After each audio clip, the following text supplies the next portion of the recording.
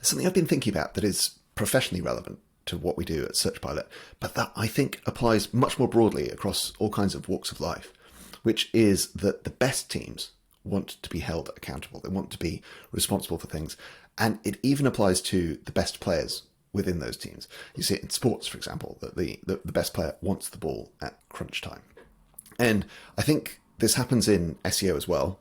And one of the things that we're working to do at SearchPilot is bring the opportunity for accountability into SEO teams. So when we're delivering dashboards that look like this, where individual initiatives can be flagged as good ideas or unknown or bad ideas, and the resulting uplift can be quantified, we see that this is something that the very best teams grab onto and yearn for, really demand from their leadership. And I just want to talk about it a little bit because I think it also can be scary.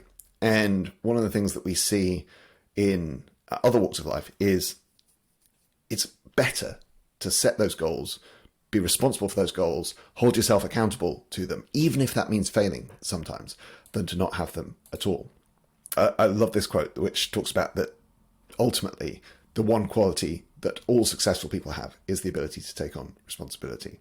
Just occasionally, we see the opposite of this. We see teams that are considering giving up on testing because their first ideas haven't been winners.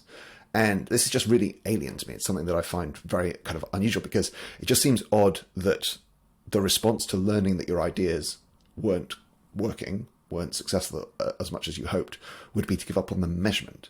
I think that's a really kind of backwards way of doing things. So I'm just going to carry on evangelizing, taking that responsibility, taking the accountability, and striving for those goals. See you soon.